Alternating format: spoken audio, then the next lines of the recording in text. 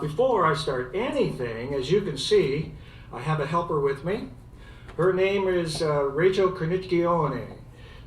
Did I get that right? No. Cornicchione. Close enough. Go ahead and pronounce your name. Cornacchione. Cornacchione.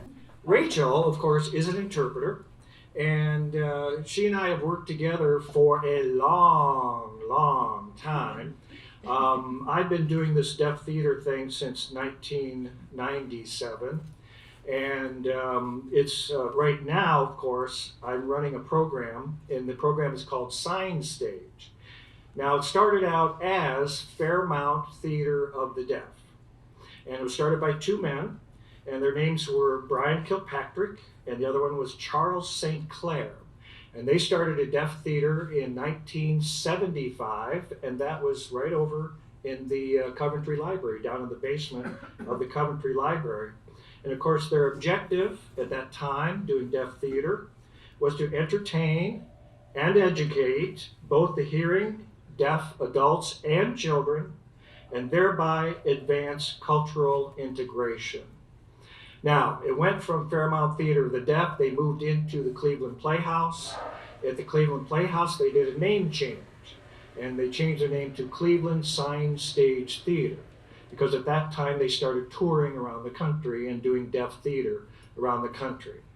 Now, deaf theater, let me just explain a little bit about what is deaf theater. Well, it's basically performing in sign language. That's kind of it. But when we formulated, when it was at the Cleveland Playhouse, of course, they started touring this deaf theater. And then, of course, time goes by and things change a little bit, and they kind of had some financial hard times.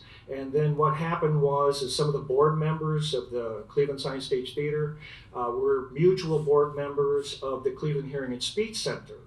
So through the course of some conversations that they had with the other board members, what they did is they decided to do what is known as an asset acquisition, and they purchased everything that belonged to Cleveland Sign Stage Theater, and then Cleveland Sign Stage Theater officially went out of business. But because they had purchased all their assets, they brought me in with it to continue to run the program. And then they made another name change. Now that happened in 2007. I started working for them in 1997. So the asset acquisition took place in 2007, and that's when they changed the name once more, and now it is known only as Sign Stage. So, thank you.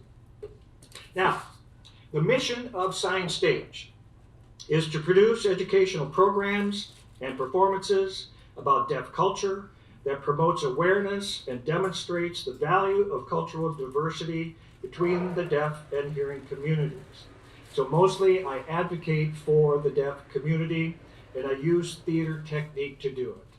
So I'm kind of like an ambassador between the hearing world and the deaf world, and I kind of go a little bit of both ways. In other words, I talk to the hearing world about deaf issues, and I talk to the deaf world about hearing issues, and so, and it's all about, just getting together, working together, make this world as one, as we all would like it to be. Now the Sign Stage, how do we do that? What we do is we have workshops, we have residencies, school residencies, and we create performances and skits that are about theater, sign language, deaf-related issues, the theatrical scenes that we perform. We exaggerate our characters many times in order to make a point.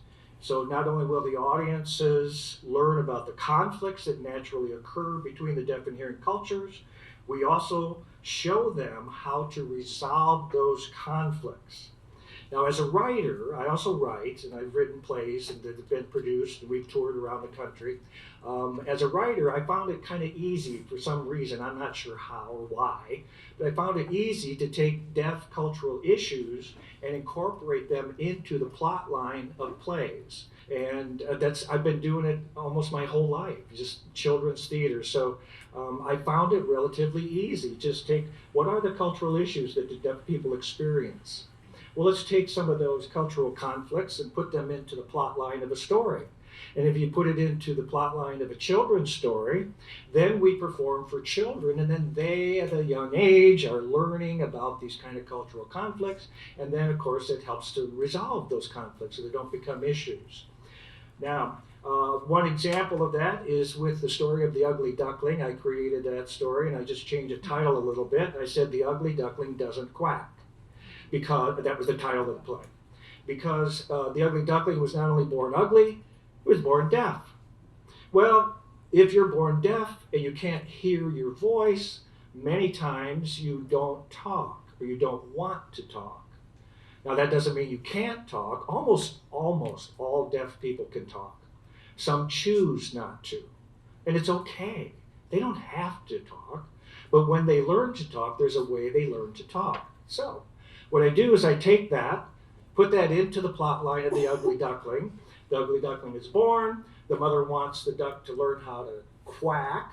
And of course, in the course of trying to teach her son how to quack, he makes a horrible, horrendous noise. And we make it comical and fun and silly. You know, here's this actor pretending a duck, walking around on stage just going, "Wah!" You know, making all sorts of noise. Well, then what the mother duck does is says, "Okay, whoa, we have to teach you how to quack." So you take the hand of the ugly duckling and puts it on her throat. And then she quacks, of course, in the plot. But this is the way it happens in real life. This is how children learn that they have a voice. They feel the vibrations of the voice. And so when you put that as an example within the plot of the story, that is one of our ways that we use to help this cultural diversity. I did want to give just a quick, tiny, brief history of ASL on its own, just ASL, American Sign Language. I won't take too long. I remember in history, like even when I studied history, they kept giving us tests on names and dates, and it's like, I hated it. I hated it. Did anybody else dislike history in school? Anybody? Yeah. Well, when I learned why these things are important, then it started to make sense. And then it's like, oh, now I get it. The Magna Carta, who cares when it was signed? It's all about giving people freedom. Now I see why it's important. Okay? Well, so we'll just give you just a quick little rundown of why or how ASL got into the United States. Because way back in the 1800s, early 1800s, there was a man named Gallaudet, and therefore that is the name of the deaf college that's in Washington, D.C., Gallaudet University.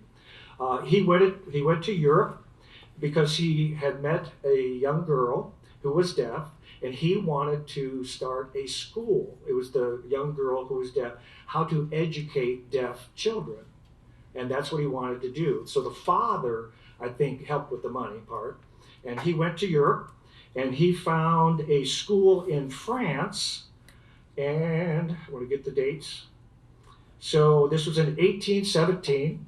And there was a student, although it was an adult student, named Clerk. And he hired him to come back to the United States. And at that time, this person named Clerk had been teaching at a school in France. So they brought that sign language to the United States in 1817. Now, when they started their first school, it was in the city of Hartford, Connecticut, and it was originally known as the American Asylum at Hartford for the Education and Instruction of the Deaf and Dumb. And of course, as we all know, at that time, dumb meant you didn't talk. Didn't mean you're stupid. It just meant you didn't talk, and they called it dumb. He was the first teacher in the United States, this Laurent Clerk, but because they came from France, the origination of American Sign Language actually has a basis on French Sign Language. And I happened to see a movie that was performed in French Sign Language. So there's many signs that are very, very similar to French Sign Language. But again, because this was 200 years ago, over the course of time, American Sign Language has morphed into what we see today. Now, of course, I know sign language. But it's a lot easier for me to just talk here without having to sign at the same time. There's a word for that. It's an S in one hand and a C in the other hand, and they move back and forth. And this stands for simultaneous communication, meaning that you are signing at the same time that you're talking. But sign language has a different sentence structure. A lot of people don't know that. Almost always, you put the time first, and then the subject, and so the sentence structure is different than our spoken English. So for me to do real good sign language and to talk, it would be like, using two brains all at the same time. Okay. So now Tom, he called me, or we talked a little bit, and I know that it's part of Creative Mornings. He told me the topic was silence, and so that was the connection between myself and sign language and all of you today is silence. Silence. Well, what is silence? Silence. Lack of movement. It's what we're experiencing right here. No, dead silence. Silence is lack of sound. It's just without any sound. That's kind of how it's defined. However, sound actually has movement. So silence is the lack of sound, and then sound is movement through some kind of a medium of some kind. So whether it's the vibrations of the air, so it's a sound, it's a vibration or movement passing through the air. It could pass through water. It could pass through the earth. There's a lot of different ways that that sound can be experienced as movement.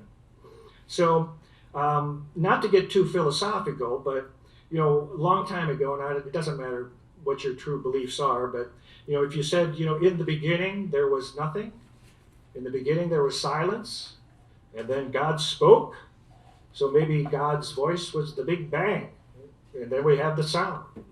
So silence actually preceded sound, if that's something that you philosophically believe in. So now there always is that old adage about, well, if a tree falls in the forest, is there sound? What would you think? Yeah, if you define it as sound being movement of vibrations through a medium of some kind, which is how the dictionary defines it, then yeah, there would be sound. Now, you might think that sign language is silent. And yeah, I guess in one way you might say that's true, but I don't think it's really that silent at all. Now, we all know that we can feel sound because we can feel the vibrations of the air as it hits our skin. And of course, let's think about music. Well, music is not just notes on a piece of paper, and it's not just the musicians, that are singing with their voices, but music itself is changing of hand shapes, maybe on an instrument, and the hands might be similar to changing a note or a chord. So one change of one hand or a shape changes the complete chord, which therefore changes the sound. So music is a lot more than just, of course, the notes on the paper. It's what comes out of the movement of whether it's a vocal cords or your hands or things like that. Now, so we have different ways of interpreting music. Now, when you're doing sign language, and if you're interpreting music, and this happens quite often. Now, there are a lot of deaf people, they don't care at all. Music, don't care, don't want it. It's okay. I don't care. It's fine. If they don't want to pay any attention to music and they don't want to be involved around music and they don't want to get into it, it's okay. It's okay. I accept that. That's their choice. But in the past, when we're interpreting music, a lot of times, if the music is playing, sometimes when there's not speaking the words in the song, an interpreter might just stand and just kind of, because this means music. So they're indicating to the deaf audience that music is playing. But that's not really the way or the best way to interpret music. So if music is sound and sound has movement, what might be a little bit better way? So even without sound, we can interpret something a little differently, in sign language or for the deaf community. So they have a better understanding of what sound is or what music might be. So maybe it's something like this. It might be like,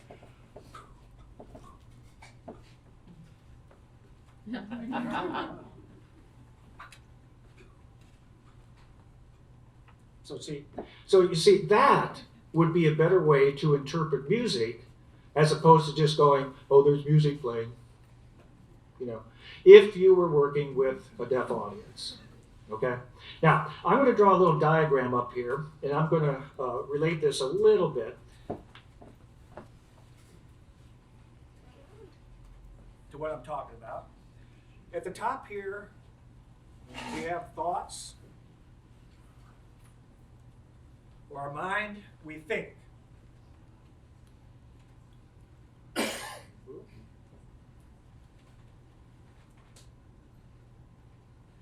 Another part is feelings.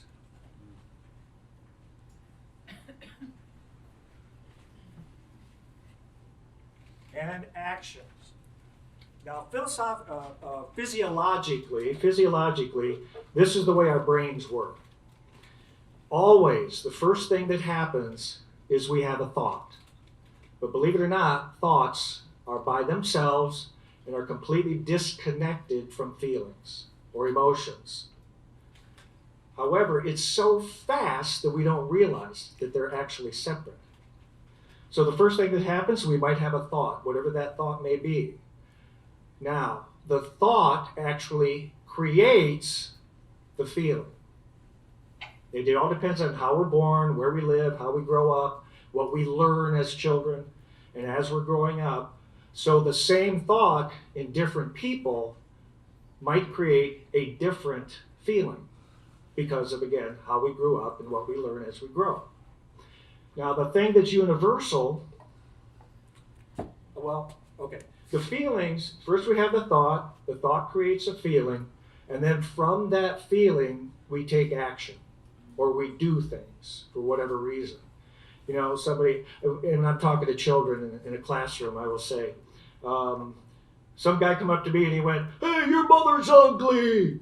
And so my thought is, oh, he just insulted my mother. Well, that's just a thought by itself. But if I'm a certain kind of person, what's the emotion behind the thought? What happens? What is the emotion that's created by the thought? It might be anger. So therefore, what are my actions? Oh yeah, let's fight. Come on, let's go. Well, you can actually control your emotions and the actions. You may not be able to control the thoughts depending upon how you were raised, but you can control the emotions and the actions, the feelings. And I say this to young people all the time because a lot of people are stuck where they're disconnected. They don't understand that, yeah, you can actually control your feelings. You really can. It may not always be easy because of how we grow and what we learn, but it is something that is possible to do. Now, this is the universal language. Emotions are the universal language. It doesn't matter whether I'm in Europe or in China or in Australia, of course they're English. It makes no difference what the language is that you speak with your mouth or your hands. Emotions are the same for everyone. So if one person in the back of the room is feeling sad, and the person in the front of the room is feeling sad, they are feeling the exact same feeling. However, the reason that this person is sad, coming from the thoughts, might be completely different for the reason this person is feeling sad. But this is the universal language, is emotions. That's the universal language. So how do we connect that to sign language? Well, in order to express feelings in sign language, you have to use your facial expressions, your body language, hand positions, and the movement of your hands. And that's how you express feelings or show feelings. And by showing it, you're watching something there's movement there. And so I like to say, even though you may not hear it, there's sound. And just like you see what that sound may be, as opposed to just seeing what the sign means as the word for word expression or definition of that. So I want to give just a quick example of that, just a very, very quick example of that. I'm just going to do, this is just sort of like the beginning of a little song, and I won't go through all of it. So this would be, what kind of sound might this be for you? Just think about it.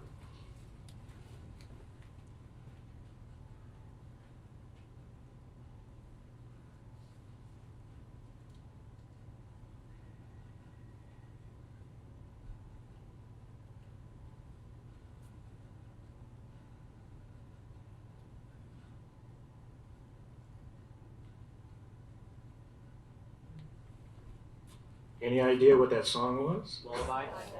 Silent Night. Very good, very good. Now, that is a very soft sound. So therefore, when you're in sign language, how do you move? In a soft way. And what's the emotion behind it? Something calm, peaceful. Okay? Now, Rachel's going to do one. This is a little bit different. We're going to do this, again, without any sound.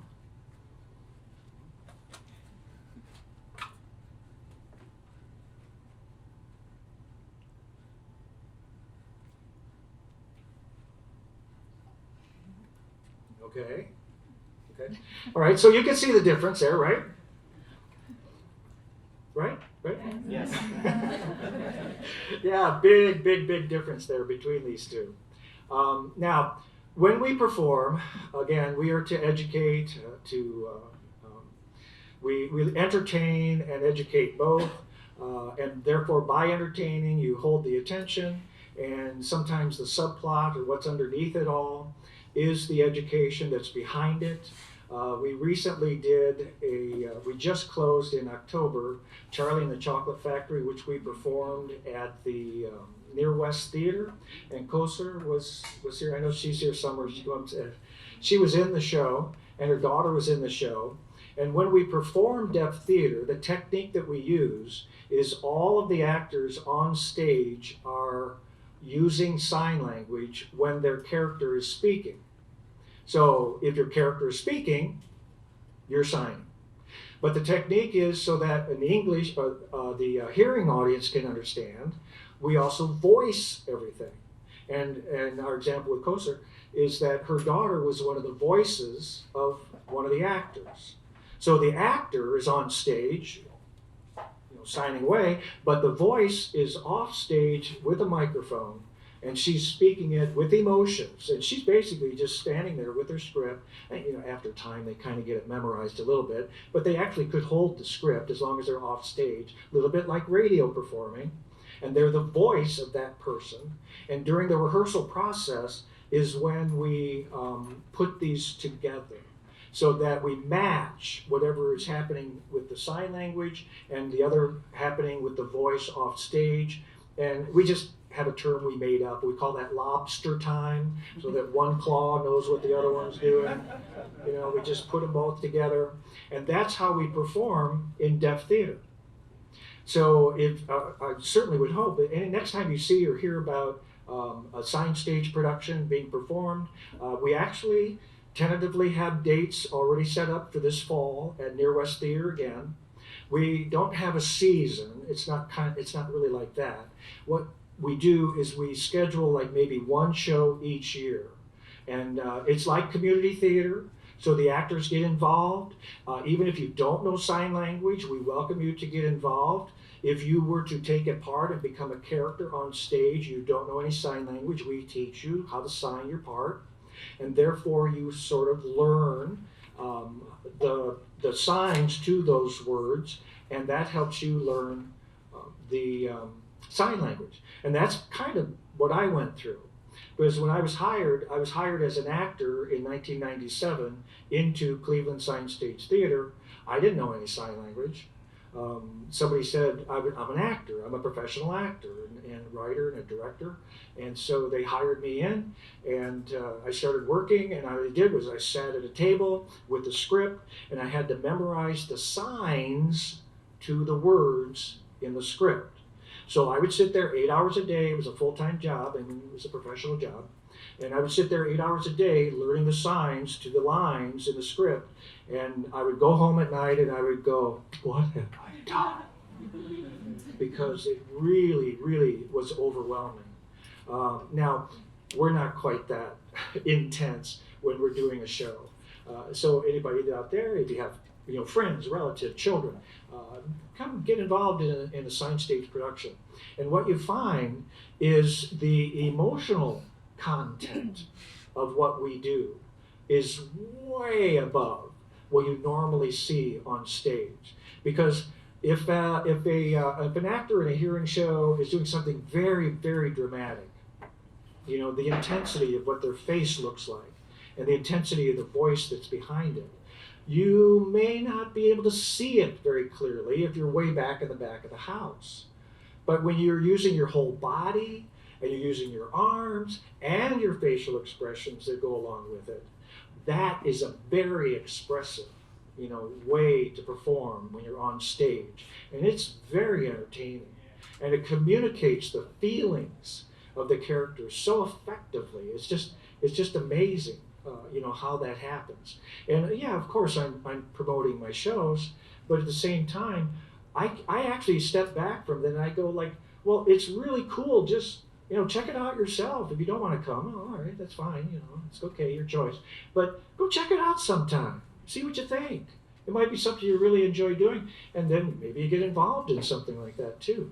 Until you experience something and try it out, who knows what's going to happen? Will you really like it or not? Okay, well, that's kind of all I really wanted to give you today as far as an actual talk. Give you a little bit about who I am and where I came from, and how I got to where I am today. Now we are going to do a little example of performing a song in sign language. And Rachel and I have actually been working together for, do you remember how long? 2008. How many? 2008. 2008, okay. Almost 12 years. Almost, okay. When Rachel auditioned for me, I think you were in college? Were you? No, yeah, I was 18. You were 18 years old or something like that, yeah. When she first auditioned for me, and of course I hired her into the company that we were doing. And I'll be honest with you, I love that girl. I love this girl. She's a very talented person. Excellent, one of the best interpreters in all of Cleveland. There are some that are, but she's definitely one of the best. I mean it. There's a half a dozen in Cleveland.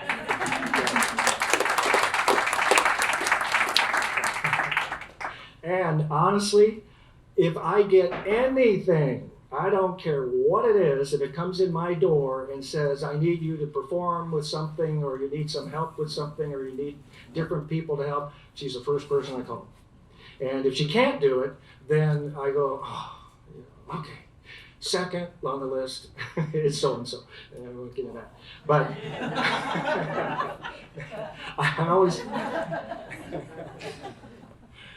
I always call her first. And so I really appreciate her being able to come out and do this with me here today. And we've got a little song again. And this song is, it's just a country song. So I'm just going to do a quick little setup, and then I'll give you, hit the music, and then we'll show you an interpretation of a song done in sign language, and I think you might enjoy it.